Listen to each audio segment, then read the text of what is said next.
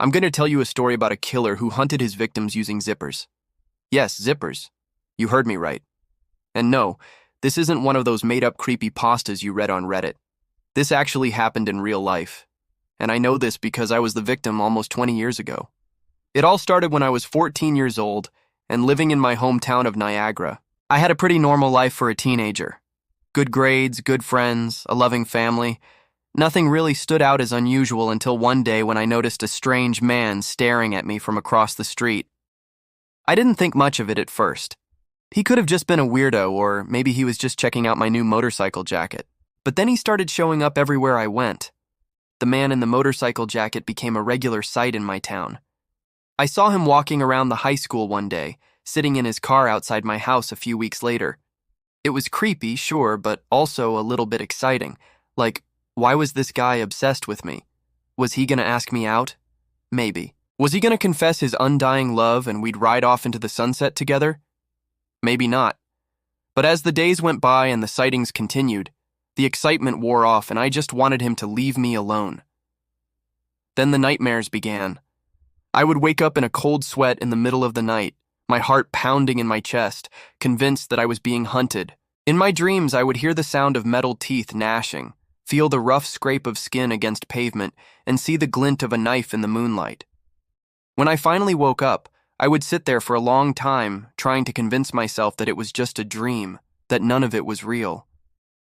But as the weeks went on, the line between my dreams and reality started to blur. I began to question everything. Was I really safe? Was this guy really out to get me? Had I done something to provoke him? And why?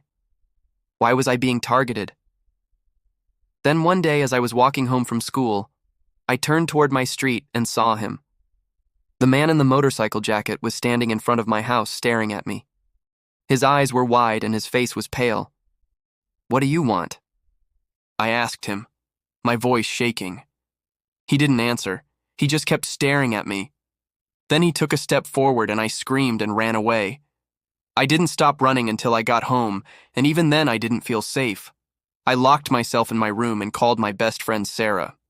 Trembling, I told her everything that had happened since the day she had disappeared. And when I told her about the man in the motorcycle jacket, she listened patiently, then said, "You need to go to the police." And so I did. But when I told the police my story, they didn't believe me.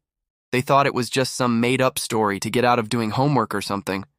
So they just gave me a warning and sent me on my way. I felt helpless. No one believed me. I was sure that I was being stalked and no one would listen. I felt like I was losing my mind. Then one night, the unthinkable happened. I was home alone when I heard a loud crash outside. My heart skipped a beat. Could it be him? Was he here to hurt me? I tried to convince myself that it was just my imagination, but then I heard footsteps. Someone was walking up to my front door. I could hear them breathing heavily, their footsteps getting louder and closer. I could hear them trying the door handle. It was unlocked. And then I heard the screen door slam. I screamed and ran to hide in my closet. And that's when I heard the zipper. The sound of metal teeth gnashing slowly opened my closet door. I huddled in the corner, paralyzed with fear, as the door opened wider and wider, revealing the dark, shadowy figure standing in the doorway. The zipper closed with a final snap. I couldn't move, couldn't speak. All I could do was watch as the figure approached me, his eyes gleaming in the darkness. The next thing I knew, everything went black. I don't remember what happened after that. I must have passed out because the next thing I can remember is waking up in a hospital bed with a police officer sitting by my side.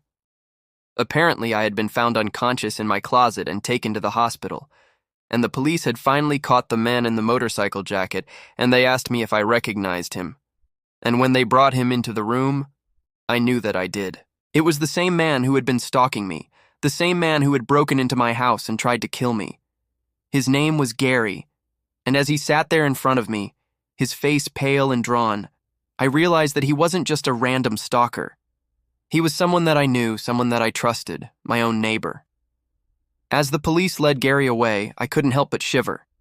Even though he had been caught, I still felt like something was missing, like there was something else to this story that I didn't know about.